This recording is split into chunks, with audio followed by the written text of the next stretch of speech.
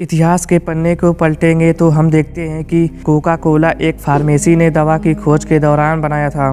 शुरुआत में घाटा भी हुआ, लेकिन विज्ञापन और कई मालिकों के नए नए आइडिया ने उसे नंबर 1 बना दिया। अमेरिका में गृह युद्ध जारी था। इस दौरान साल 1865 में जॉन पेम्बरटन नामक एक लेफ्टिनेंट कर्नल बुरी तरह जख्मी हो गया था। उसके जख्म उसको बहुत ही तकलीफ दे रहे थे। दर्द से राहत पाने के लिए पेम्बरटन ड्रग का नशा करने लगा और फौज की नौकरी छोड़ दी। कोलंबस के बदले जॉर्जिया में रहने लगा। जख्म ठीक हुए, लेकिन ड्रग्स लेने की उसे लत लग गई। इसके बदले उसने इसका विकल्प ढूंढना शुरू किया। बता दें कि पेम्बरटन ने फौज में नौकरी करने से पहले फार्मेसी का कोर्स भी किया था। वो अपने इलाज के लिए रिसर्च करता रहा, लेकिन उसे हर बार निराशा ही लगी। अंत में पेम्बरटन 1870 के आसपास अमेरिका के बड़े शहर एटलांटा में जाकर बस गया। अमेरिका में गृह युद्ध भी समाप्त हो चुका था, लेकिन पेम्बरटन को जीवन में कुछ खास सफलता नहीं मिली।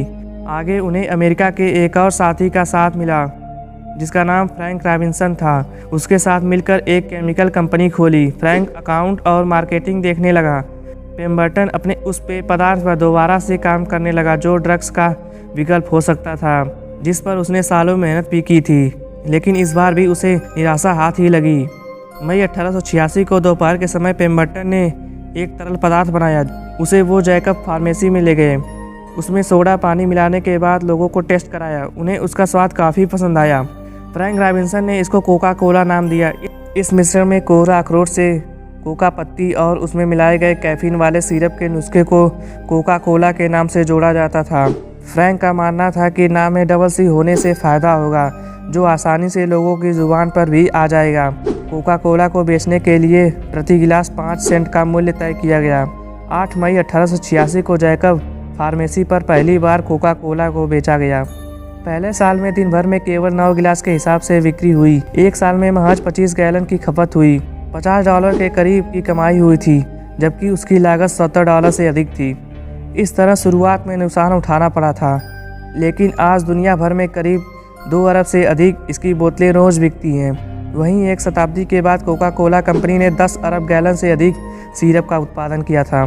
साल 1887 में अटलांटा के एक फार्मासिस्ट बिजनेसमैन आशा ग्रिग्स कैलेंडर ने पेम्बरटन से $2300 में इसके फार्मूले को खरीद लिया।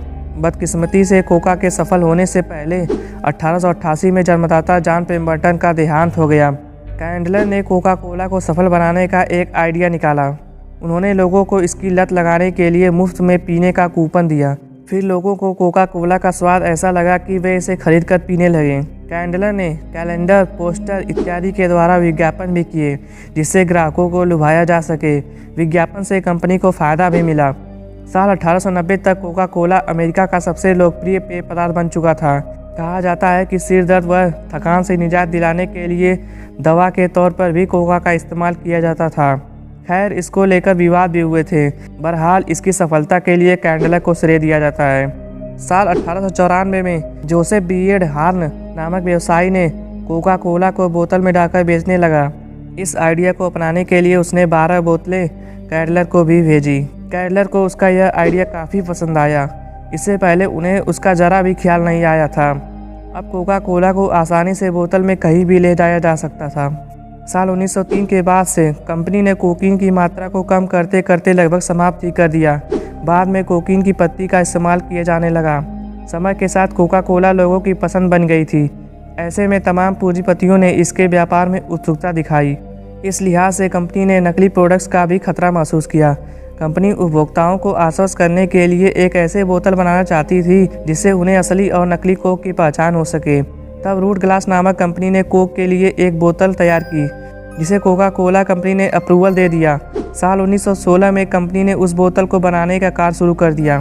कंपनी ने अपने उत्पाद व ब्रांड को सुरक्षित करने के लिए विज्ञापन का सहारा लिया। कोका कोला को कंपनी के साथ कनाडा, पनामा, फ्रांस और क्यूबा जैसे अन्य देशों में इसे बेचे जाने लगा। साल 1923 में रॉबर्ट वुडरफ ने कैलेंडर से कंपनी को खरीद लिया। रॉबर्ट कंपनी के तीसरे मालिक बने थे। उन्होंने दुनिया भर में कोका कोला के बिजनेस को बढ़ाया। रॉबर्ट ने कंपनी को बुलंदियों तक ले जाने के लिए काफ़ी मेहनत की। साल 1928 में पहली बार ओलंपिक के दौरान खिलाड़ियों ने इसका इस्तेमाल किया। तब से लेकर आज तक कंपनी ओलंपिक को स्पॉन्सर भी कर रही है। विज्ञापनों के माध्यम से कोका कोला को बड़ी सफलता मिली है। द्वितीय विश्व युद्ध शुरू हुआ। अमेरिका भी इस युद्ध में शामिल था। हजारों अमेरिकी सैन्य बल दूसरे देशों में भेजे गए थे। ऐसे में कोका कोला के अध्यक्ष रॉबर्ट वुडरफ ने फैसला लिया और कहा कि हर व्यक्ति को कोका कोला की बोतल 5 सेंट में मिलती है, मगर सिपाहियों पर कंपनी खर्च करेगी। युद्ध के दौरान सिपाहियों ने कोका कोला का आनंद उठाया। कोक को देशभक्ति से भी जोड़ा जाने लगा था। एक रिपोर्ट के मुताबिक युद्ध के दौरान सैनिकों ने लगभग 5 अरब बोतलें कोका कोला की पी गए थे।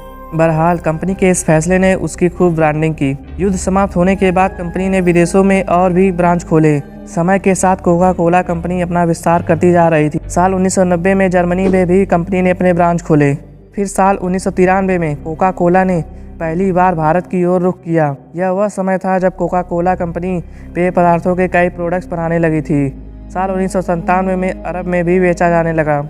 आज कंपनी करीब 400 से अधिक ब्रांडों के साथ मिलकर अपने कई प्रोडक्ट को देश विदेश में बेचती है। लेकिन नंबर 1 ब्रांड बनने के बावजूद कंपनी को विरोध का भी सामना करना पड़ा। नॉर्थ कोरिया और क्यूबा में कोका कोला बैन है। वहीं साल 1950 में भी फ्रांस में भी इसका विरोध हुआ। प्रदर्शनकारियों ने कोका कोला से भरी पूरी ट्रक को पलट दिया था। अमेरिका द्वारा इराक पर हमला किए जाने पर लोगों ने इसके प्रोडक्ट को सड़कों पर बहाकर अपना विरोध जताया था। खैर, इन सब के बावजूद आज कोका कोला करोड़ों लोगों की पसंद है। दोस्तों, कैसा लगा कोका कोला की हिस्ट्री जानकर? सब्सक्राइब करना ना भूलें। मिलते हैं किसी और वीडियो में, तब तक के लिए जय हिंद।